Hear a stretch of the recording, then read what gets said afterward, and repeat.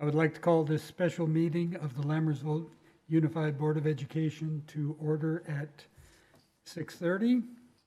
If I could have our newest board member, Trustee Daniel, lead us in the Pledge of Allegiance, please.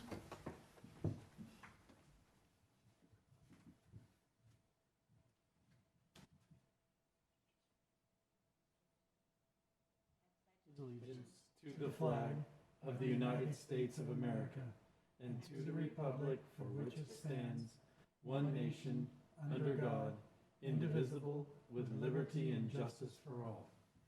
Thank you. Roll call, please. Lisa Boulay. Here. Colin Clements. Here. Anita Daniel. Stephanie Olson. Here. David Pombo. Here. Sunita Jithendra. Absent. And we got all these new board members and I'm still last. Alpha order. I know. Approval and/or corrections to the agenda. There are none. Move to approve the agenda. Second. Having a first and second, all in favor? Aye. Opposed? Motion carries. Receiving of public comments. The board shall give members of the public an opportunity to address the board either before or during the board's consideration of each item listed on the special governing board meeting agenda. Individual speakers shall be allowed 3 minutes to address the board on each agenda item. The board shall limit the total time for public input to 20 minutes on each item. Seeing none, we will move on to Item 5, action items. Consider approval to adjourn from regular session to open public hearing for input on 2021-22 Local Control Accountability Plan, 2019-2020 Local Control Accountability Plan Federal Addendum, 2021-22 Budget, including a review of reserves in compliance with EC 42127A2B. I will entertain a motion. Move to adjourn from regular session and open the public hearing for input so described. Second. On a motion by Trustee Clements and seconded by Trustee Boulay. All in favor? Aye. Opposed? Motion carries. We are now in public hearing. Staff report? Yes, so we have 2 items on the agenda today. The first 2 are related to the Local Control Accountability Plan and a federal addendum attached to it. And the second is our final step of our budget approval process. I want to thank Gloria and Alvina, who do the hard work to lead the team to put it all together. But the most important part is that a positive certification which says that we can pay our bills this year and the 2 out years is the most important part of it. With that said, I also want to introduce Associate Superintendent Harrison. The Local Control Accountability Plan was originally designed when Governor Brown rolled out the local control funding formula, and this was the accompanying plan. It was originally supposed to be about local districts explaining through its local control the plan of what it plans to do and the way it intends to spend the money to support those plans. As predicted at the time, it's inevitable that these documents become more bureaucratic and more regulatory and more oversight-based than they are about philosophy and the driving force behind instructing kids. So I wanted to thank Mr. Harrison and our cabinet officials who assisted with putting this together. It has been a journey this year and last spring, And Mr. Harrison won't say it, but I will. There was an ever-evolving set of rules, ever-evolving set of directions. I believe the last set of directions came in last week.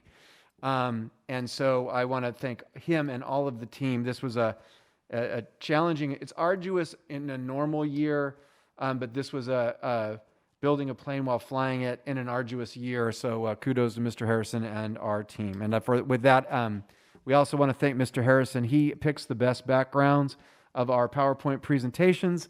This is an oldie but a goodie, and we want to introduce him tonight for our local control accountability plan presentation. Good evening, Board President Pombo, trustees, Dr. Nicholas, thank you. So tonight I'm going to talk about local control accountability plan. The presentation I'm going to give you tonight, you will see again on Wednesday night. I apologize, but it'll be the same presentation. That's a part of the requisite process for the LCAP.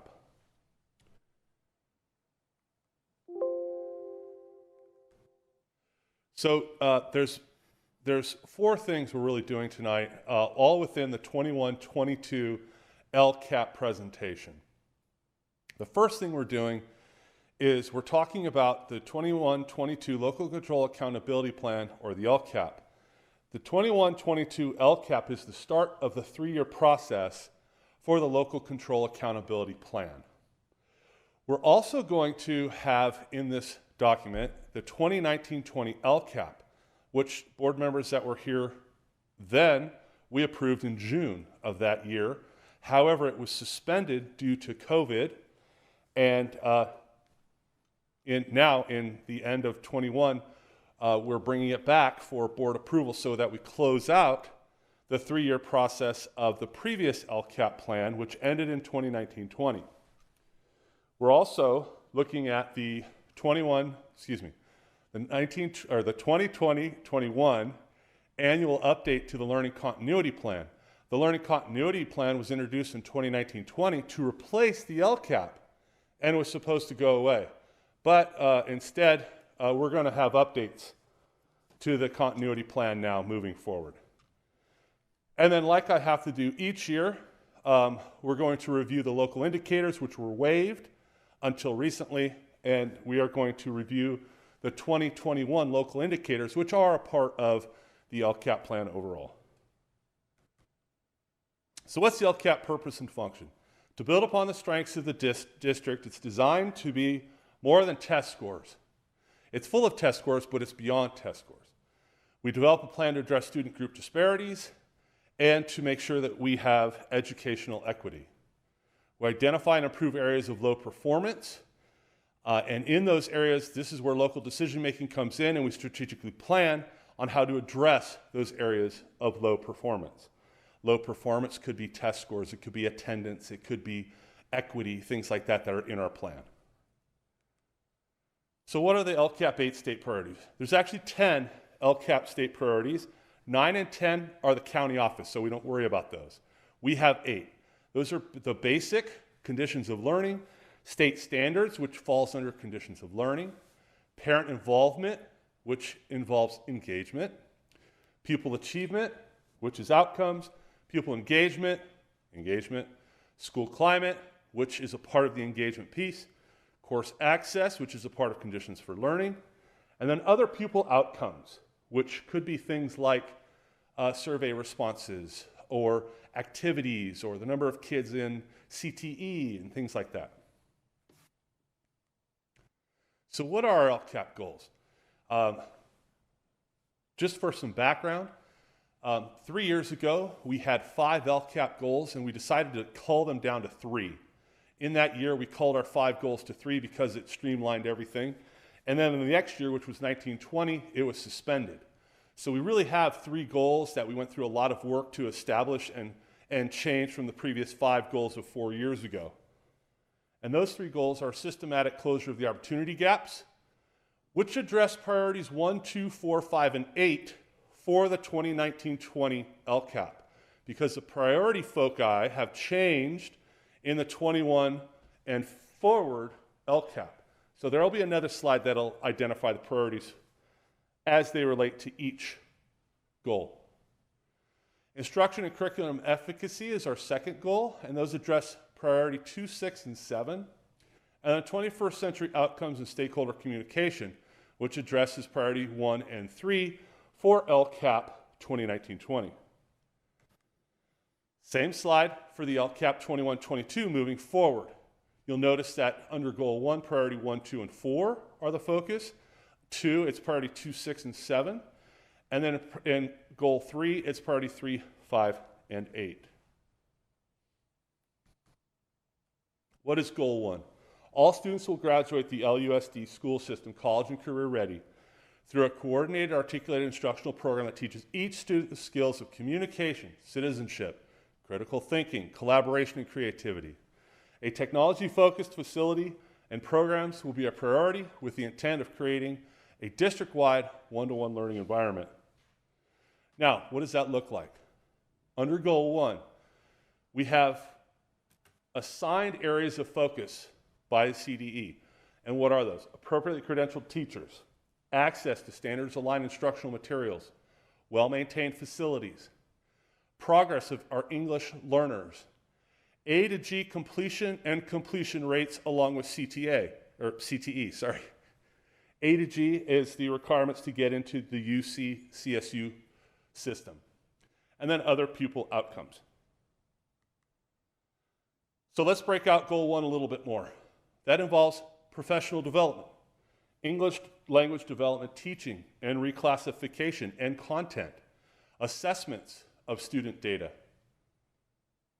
by staff, UC A to G completion, advanced placement course completion and pass rates, EAP early assessment and college readiness, an increase in an attendance rate and a decrease in chronic absenteeism, a decrease in the dropout rate and an increase in the grad rate, increase in the number of students with a 3.0 GPA or higher, and a decrease in the number of students with D and F grades.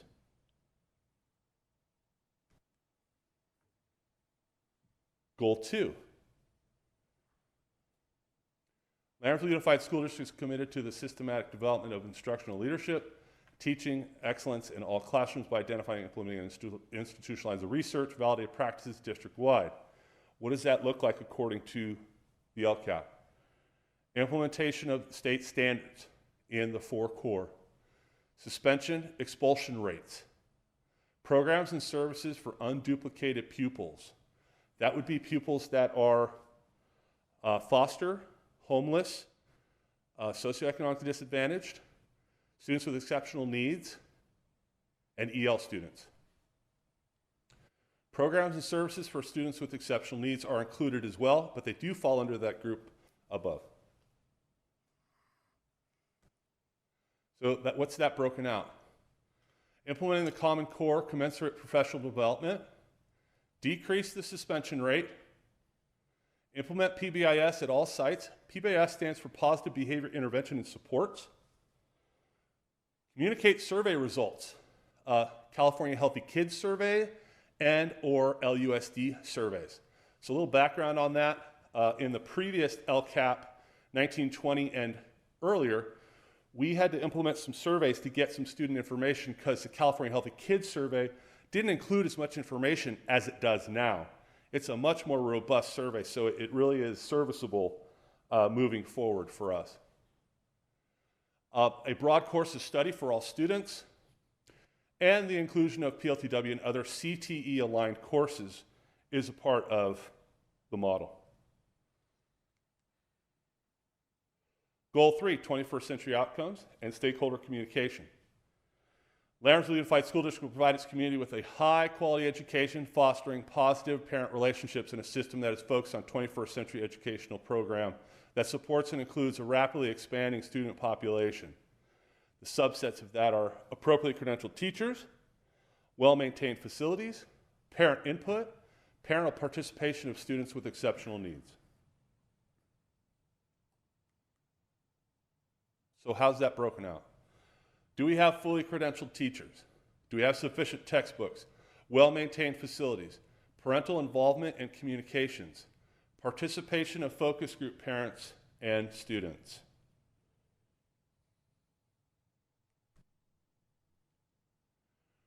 So the learning continuity plan weaves in and out of the LCAP when it comes to topic, but this is, like I said previously, was requisite to 1920, and it was to replace the LCAP.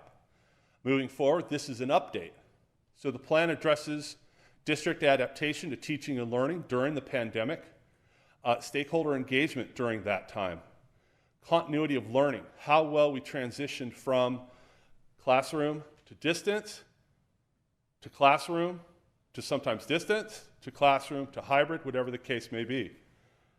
Access for all students to have devices and the internet. Pupil participation and attendance. So that's, did we have a good attendance rate? And did we chase down all those students that weren't engaging to try to get them engaged? And then pupil learning loss mitigation. Were we assessing our students in a way that could tell us how do we do with our learning loss? Mental health and well-being. What kind of supports we provided to our school sites for the mental health and well-being of our students and our teachers. School nutrition was a big part of this plan, and that was how we delivered food for all parties when that was the rule, when we had to deliver food to all, and then also how we delivered food for students that were in need and focus group students. And then improved services for foster English learners and low-income students. The LCAP budget overview was initially for parents, and it was an attachment to the front of the LCAP plan. Now it's kind of a separate document, and it replaces the previous budget summary back in 1819 that was at the back of the LCAP. Now it's on the front, so parents can see that out front and in the open. It's a component of the LCAP, so it's subject to the same adoption review and approval posting requirements as everything else. It includes local control funding formula, total funds to district. And then there's a brief narrative for budgeted expenditures that may or may not be in the LCAP.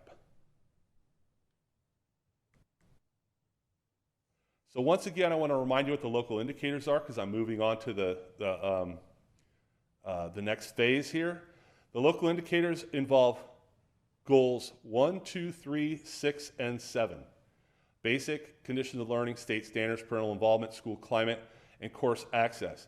The local indicators are what we feel like we've done in relation to those 5 indicators for our local school district.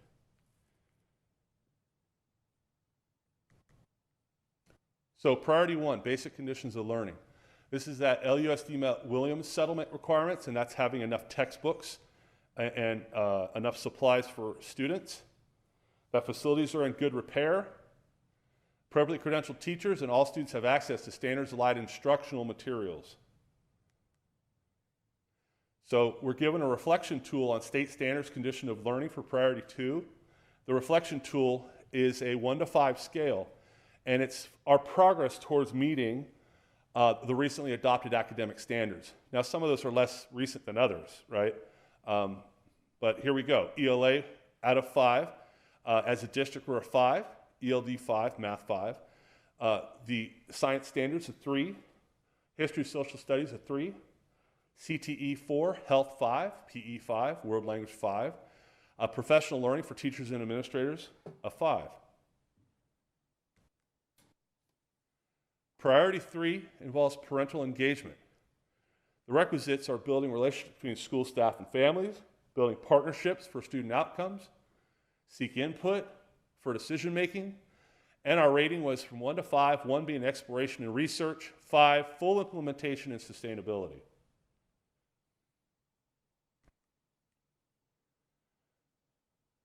I'll tell you, we judge ourselves pretty hard on this.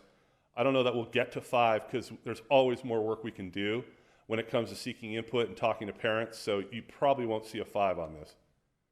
So building relationships between school staff and families. The first one is capacity of staff to build trusting and respectful relationships with families. We're at a 4. Creating welcoming environments for all children, 4. Supporting staff to learn about each family's strengths, cultures, languages, and goals for their children, 4. Developing multiple opportunities for the LEA and school sites to engage in two-way communication between families and educators using language that is understandable and accessible to families. And we gave ourselves a 4.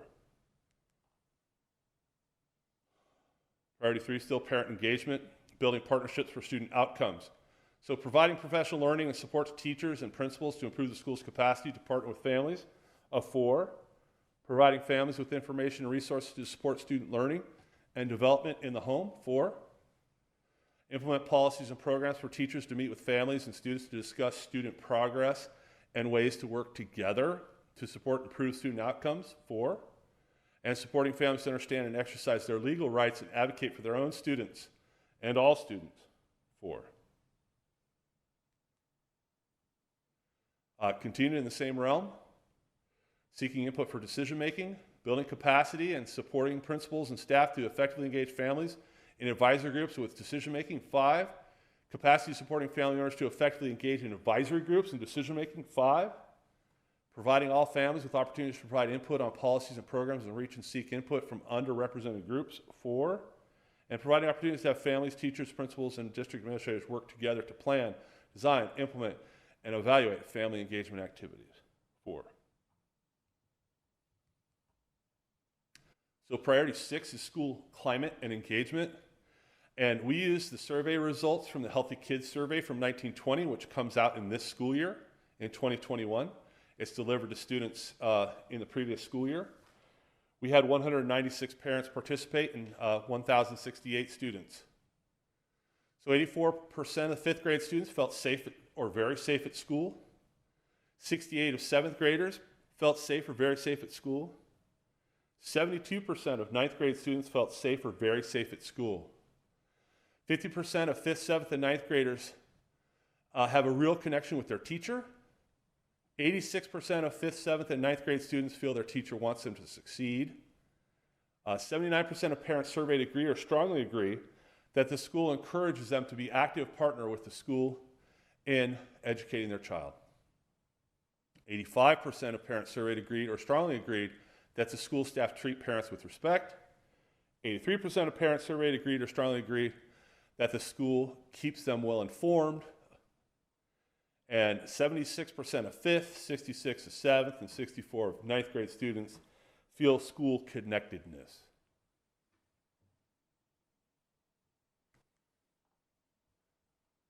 Priority 7, course access, conditions of learning.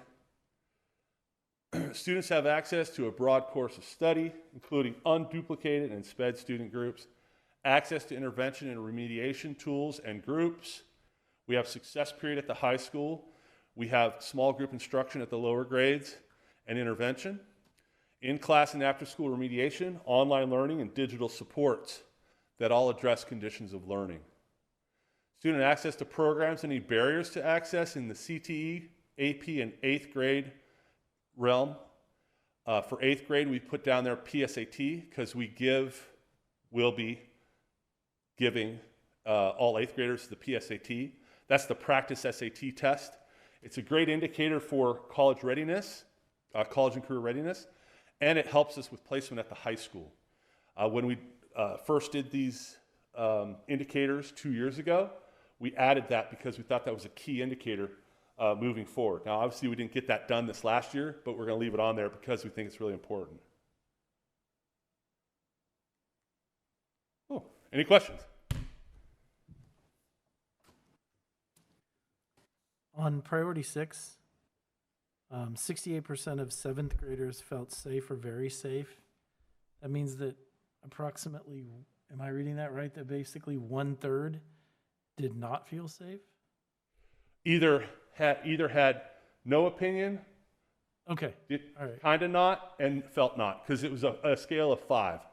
So it was very, felt good, no opinion, not really, and very not really. I would be interested to know, especially on that, like the 72 or the 68 and the 50, what the no opinion was on those numbers. Sure. I don't expect you to know it right now. And on goal 1, increasing graduation rate, we've had 100% graduation rate for the last 2 years. What's the district plan to improve that? Say again, please. I didn't hear I you, sir. said on goal 1, the increasing the graduation rate is one of the goals. We've Yeah. had 100% graduation rate the last 2 years. What's the district plan to improve that? That's my way of saying congratulations. Great job. We've done pretty well compared to, actually, we've done very well compared to the rest of the county. So, Further questions or comments by the board? Yeah, I do have a comment and a question. Are you able to hear me? yeah, I can hear you there. Sorry. That's okay. I have a soft voice too. Okay, so Mr. Harrison, I would like to appreciate you about the presentation. It was a very good one. And also I have to say, being a new board member, I've heard great things about you from the superintendent's office and from your team members. So I am very happy to be working with you. Thank you. So let me get to the question part now. I think it's on the reflection tool. So if you go to that reflection tool, I think the science part, the NGSs and Oh, sorry. the science- reflection tool. Oh, I'm going the wrong way. Sorry. Let me get there. Okay. Yeah, This one. this one. The science and the social, they are at 3, while all the others are great numbers. So what is our plan, the district's plan, or do we have a plan in progress, or are we thinking about it to move that number to a 4 for us? Yeah. You bet. The plan is it's an adoption rate and a content rate. So when we have new content coming in, like the science standards, the NGSS, we go through a process of adopting content. Once the standards have been established and approved, we go through a testing phase of where we look at content and let teachers try it out, and then decide, hey, we like this one. So we hadn't finished that process for science at that point. Okay. Now, did we have content that aligned with the standards? Yes. But we were updating our content to be better and more aligned. Okay. And so we're always looking at our content to see how we can improve it, either supplementally or with a full adoption. Okay. And so the full adoptions are in the process for science district-wide now, because some places we're fully adopted and we're a 5, and some places we're a 3, or maybe, probably not less than a 3. Okay. So we bring all that together to create the number. Okay. So we self-assessed at a 3 because we hadn't completed yet that process. Got it. And the same goes for the history social science. Okay. Got it. Thank And you. if I could just value add, NGSS, the standards came later than the other ones, and we started with ELA adoption and math. So really for history and the science standards, we just need more time. Okay. Great. Thank you so much for explaining. And thank you. Thanks. I do have one question and a comment on the parental engagement slide, the one that Trustee Clement was asking about, the percentages, if we can go to that. That one? Yeah, this one. I would like to try to understand why only 5th, 7th, and 9th graders were, the parents were asked to survey. Is there a particular reason behind it? Sure. So we use 5th, 7th, and 9th grade because the California Healthy Kids Survey has been delivered for many years. And initially they concentrated on 5th and 7th, and then they added 9th grade. Okay. And the reason we did that, it's like a dipstick of figuring out, okay, where are we when they're in 5th grade? Okay. Where are we when they're in 7th? Where are we in their 9th? Because this report has hundreds of pages of data based on survey report. And I think the thought process was, if we have every single grade, we're not going to be able to cull through the data and figure out where we are. So initially, Healthy Kids survey process picked those grades, and then us as LUSD, we started doing surveys to supplement their survey because we want to know more information, Okay.